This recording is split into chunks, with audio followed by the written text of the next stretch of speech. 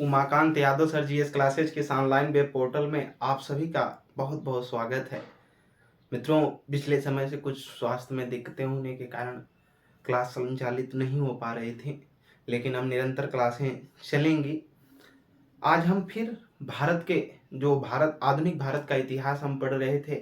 उसी में हम लोग 19वीं शताब्दी के समय में जो धार्मिक और सामाजिक आंदोलन हुए थे, उन आंदोलनों के विषय में आगे चर्चा कर रहे थे।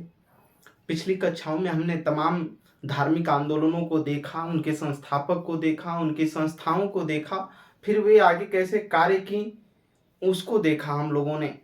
आज उसी के क्रम में हम फिर आगे बढ़ेंगे और देखेंगे कि 19वीं शताब्दी के समय में जो सामाजिक, धार्मिक और कौन कौन से आंदोलन हुए हैं, उनके विषयों में अध्ययन करेंगे। उनका मुख्य उद्देश्य क्या था, वे आंदोलन स्टार्ट क्यों हुए, इस चीज को देखा जाएगा। आइए आगे की तरफ बढ़ करके हम चलेंगे और आज बात करेंगे थियोसोफिकल सोसाइटी के बारे में। किसके बारे में? थियोसोफिकल सोसाइटी का। आप इसके बारे में बहुत अच्छे तरीके से परिचित होंगे। ये जो थियोसोफिकल है, ये सोफिस्ट शब्द से बना हुआ है। जो थियोसोफिकल है, ये थियोसोफिस्ट से बना हुआ है, जिसका मतलब होता है कि रहस्यमयी अंतर्दृष्टि के आधार पर जो है भगवान और दुनिया के बारे में अध्ययन करना। ठीक, रहस्यमयी कुछ रहस्य को लेकर के पूरे अंदरूनी स्तर की बात जान करके दुनिया और जो व्यक्ति हैं समाज के, उनके बीच का जो अध्ययन है वो थियोसोफिस्ट कहलाता है। और थियोसोफिस्ट से ही ये थियोसोफिकल बना है और सोसाइटी का मतलब है समाज।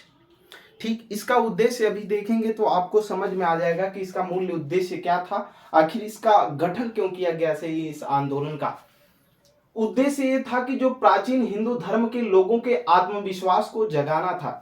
यानी जो हिंदू थे पहले के लोग, वो अपनी संस्कृति को जो भूल रहे थे, उन्हीं को क्या, प्राचीन हिंदू धर्म के लोगों के आत्मविश्वास को जगाना था और बढ़ाना, तथा धर्म को समाज सेवा का मुख्य आधार बनाना था।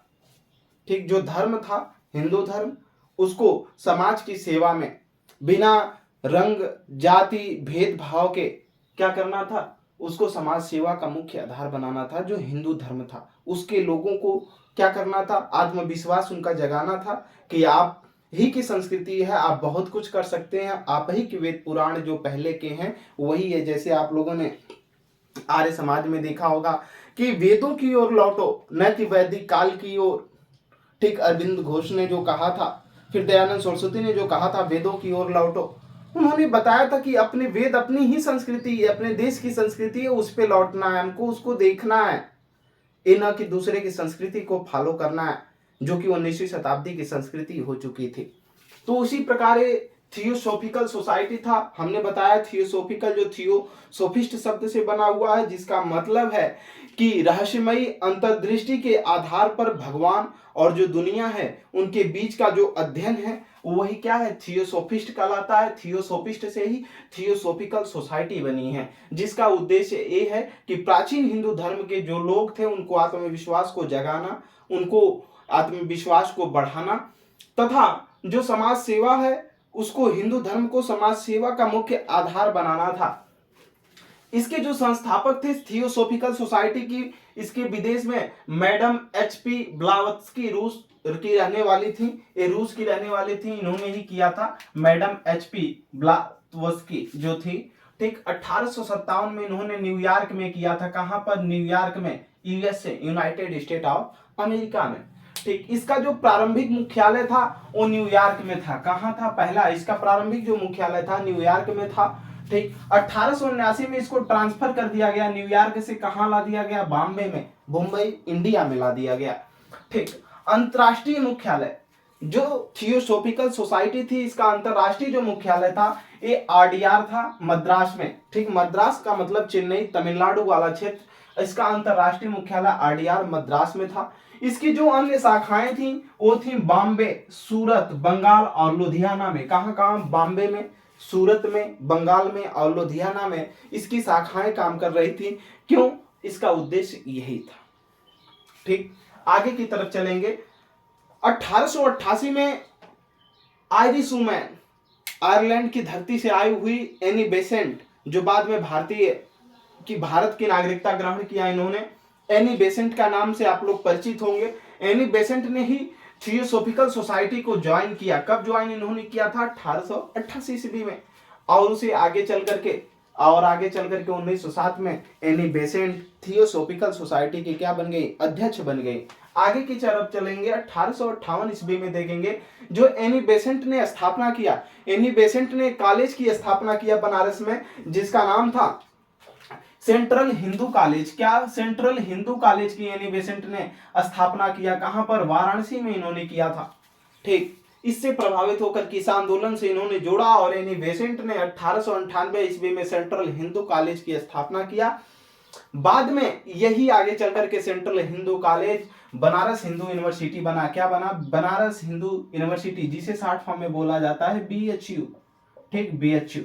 ठीक, जिसकी स्थापना बाद में आगे चल करके 1916 में पंडित मदन मोहन मालवीय ने किया था, जिसके ग्रुप में नारायण वंश के एक व्यक्ति शामिल थे और उसी प्रकार से बिहार के जो दरभंगा था वहां के महाराजा इसमें सम्मिलित थे। लेकिन मुख्य श्रेय पंडित मदन मोहन मालवीय के द्वारा इस बेंचों की स्थापना की गई थी। 1916 में महात्मा गांधी ने इसका उद्घाटन किया था। और अगर पूछा जाता है कि भारत की सबसे प्रतिष्ठित विश्वविद्यालय माना जाता है कौन? BHU। और भारत की अगर प्राचीनतम यूनिवर्सिटी पूछा जाएगा, भारत की प्राचीनतम यूनिवर्सिटी, तो हो जाएगा तक्षशिला यूनिवर्सिटी। लेकिन आज़ाद भारत की अगर प्राचीनतम यूनिवर्सिटी पूछा जाएगा तो वो हो जाएगा नालंदा यूनिवर्सिटी, जो कि बिहार में है। क्या तक्षशिला क्यों नहीं होगा? क्योंकि आज़ादी के बाद जब पाकिस्तान बटा तो पाकिस्तान में तक्षशिला यूनिवर्सिटी चली गई। इसीलिए हम जो है अगर भारत की प्राचीनतम यूनिवर्सिटी की बात करेगा तो भारत की जो प्राचीनतम यूनिवर्सिटी है वो तक्षशिला यूनिवर्सिटी, जो कि कहाँ है? पाकिस्तान में है। लेकिन आज़ाद भारत की प्राचीनतम यूनिवर्सिटी, तो आज़ाद भारत की प्राचीनतम यूनिवर्सिटी हो जाएगी नालंदा यूनिवर्सिटी। और ये बनारस हिंदू यूनिवर्सिटी जो है ये प्रतिष्ठित है, जिसके महात्मा गांधी ने 1916 में उद्घाटन किया था और इसके संस्थापक पंडित मदन मोहन मालवीय थे। तो अब BHU की पहले के कॉलेज की जो है, मतलब अगर पूछा जाता है कि जो BHU है, BHU का प्राचीन नाम क्या रहा है? तो सेंट्रल हिंदू कॉलेज रहा है। एनी बेसेंट ने इसकी 1858 में क्या की थी? स्थापना की थी। कहां पर? वाराणसी में। इसको याद रखेंगे आप।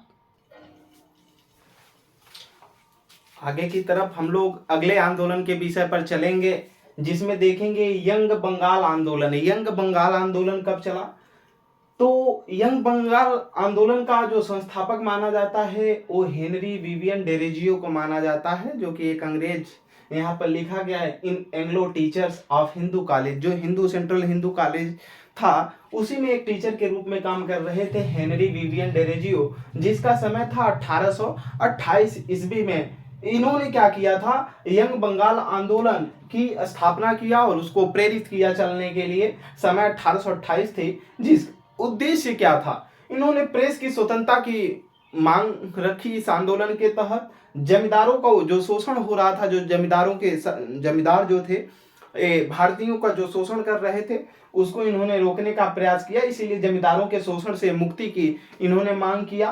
फिर सरकारी भर्तियों पर जो भारतीय थे, ताकि इनको उच्च पद मिल सके, उसकी मांग इन्होंने किया था। किसके तहत? यंग बंगाल आंदोलन के तहत। इससे आपको ये पता होगा कि जो आंदोलन है इसके संस्थापक कौन हुए, कब इसकी स्थापना हुई, कब ऐसे क्या उसका मुख्य उद्देश्य था, यही जानना है प्रत्येक आंदोलनों के बारे में। तो ये रहा यंग बंगाल आंदोलन, जिसके संस्थापक हेनरी विवियन डेरोजियो थे और जिन्होंने विभिन्न मांगों का उद्देश्य रखा था और इसके लिए लड़ाई लड़ा। आगे की तरफ चलेंगे हम लोग दूसरे आंदोलन के विषय में, लोकहित आंदोलन। लोकहित आंदोलन जो चला था ये पश्चिमी भारत में, जो महाराष्ट्र वाला क्षेत्र है उधर की तरफ चला था। इसका उद्देश्य था कि विधवा पुनर्विवाह को बढ़ावा देना। इसमें जो बात आती है कि जैसे हम पूर्वी बंगाल में या बंगाल के क्षेत्रों में अगर देखें तो देश में समाज सुधारक के रूप में सबसे पहले राजा राम मोहन राय का नाम आता है। उसी तरह अगर पश्चिमी भारत में देखें तो इसमें सबसे पहले गोपाल हरि देशमुख का नाम आता है, जिनका उपनाम लोकहितवादी है। इनको लोकहित, जनता के इन्होंने समाज सुधारक के रूप में काम किया, तो इन्हें लोकहितवादी के नाम से भी जाना जाता है। अहमदाबाद से इन्होंने ये आंदोलन चलाया था जिसका नाम था लोकहित आंदोलन, जिसका उद्देश्य था कि जो विधवा पुनर्विवाह है इसको बढ़ावा देना। इन्होंने जाति भेद को तोड़ने के लिए किताब लिखा, गीता पर भी इन्होंने अलग तरीके से किताब लिखा था। तो गोपाल हरि देशमुख समाज सुधारक के रूप में इन्होंने काम किया था, इसीलिए इन्हें लोकहितवादी कहा जाता है। महाराष्ट्र की धरा से थे। 1880 में एक गवर्नर जनरल की जो कार्यकारिणी परिषद हुआ करती थी, उसमें ये सदस्य भी रहे हैं। कौन? गोपाल हरि देशमुख। ठीक महाराष्ट्र की धरती से एक पैदा हुए थे और महाराष्ट्र में ही इन्होंने लोकहित आंदोलन चलाया था। आगे की तरफ चलेंगे, अगले आंदोलन के विषय में बात करेंगे। परमहंस मंडली आंदोलन। परमहंस मंडली आंदोलन जो था 1849 में महाराष्ट्र में चलाया गया था। जिनके संस्थापक जो माने जाते हैं वो आत्माराम पांडुरंग माने जाते हैं और इनके 3 सदस्य थे, दादोबा पांडुरंग, बालकृष्ण जयकर और जाम्बेकर शास्त्री। आत्माराम पांडुरंग जो थे ये 1867 में ही प्रार्थना समाज की स्थापना किया था इन्होंने। क्या? प्रार्थना समाज की। प्रार्थना समाज की किससे प्रेरित होकर के प्रार्थना समाज किया था? स्थापना हमने बताया था केशव चंद्र सेन और देवेंद्रनाथ टैगोर के बीच जब 2 भागों में ब्रह्म समाज बट गया था, तो केशव चंद्र सेन के हिस्से में आदि ब्रह्म समाज आया था। तो उन्हीं से प्रेरित होकर के 1867 में आत्माराम पांडुरंग ने महाराष्ट्र में 1867 में प्रार्थना समाज की स्थापना किया था, जिसके विषय में हम लोग पिछली कक्षाओं में प्रार्थना समाज के बारे में पढ़ चुके हैं। इसका जो उद्देश्य था, परमहंस मंडली जो आंदोलन चलाया गया, इसका मुख्य उद्देश्य था कि जो सामाजिक कुरीतियों को समाप्त करना। सामाजिक कुरीतियों में अनेक तरीके से जो बालिका हत्या थी, इसके बाद बाल विवाह थे, जातिवाद, ये सब सारी जितनी भी सामाजिक कुरीतियां उस समय में व्याप्त थी, विषमता कर रही थी, उनको दूर समाप्त करना एवं समाज में सभी जो वर्ग थे उनको एक समानता के साथ देखना, एक स्तर पर लाना, यही इसका उद्देश्य था परमहंस मंडली का। ठीक, आज के लिए इतना ही। मेहनत से पढ़ते रहिए। Umakant Yadav sir GS classes में जुड़ने के लिए आप सभी मित्रों का बहुत बहुत धन्यवाद।